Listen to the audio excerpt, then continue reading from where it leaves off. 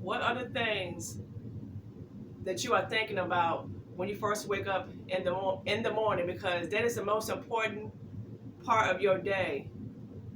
What thoughts are taking place? Because that equals the area that you are dwelling in and whether you belong in that area or not. What are you meditating on? Are you meditating on yesterday? Are you meditating on last week? Are you meditating on pain, unforgiveness, anger, areas that you do not belong in? Because if you allow your emotions to be in the forefront and take control, then you are already in the wrong area of your life, which means that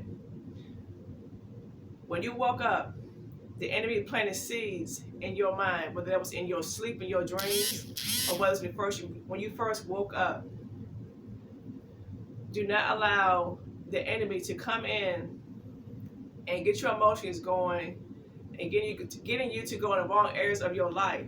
Because what that means is that he is robbing you of your faith. You have to have your faith to please God. Because if you don't have faith, then you cannot please God no matter what kind of works that you are doing as far as being a good person.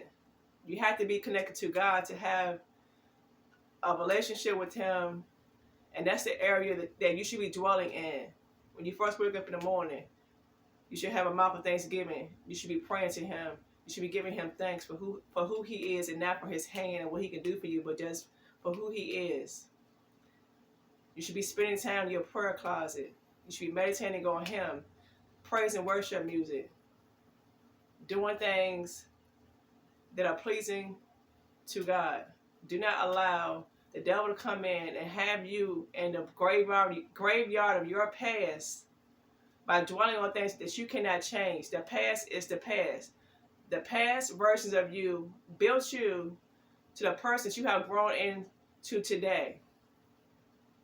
So if you have had versions of yourself in your past that you didn't like or that you were hard on yourself for, go ahead and forgive yourself. Forgive yourself in certain areas and forgive other people. That way there are no traps the devil can lay to use as a manipulation to you to waste your time, because that's the greatest trap of the enemy, is to get you to waste your time in areas that you do not belong in, to get you focused on your past, areas that you cannot change, which means that if you focus on the enemy, you're not focused on God, you're not focused on your future, you're not focused on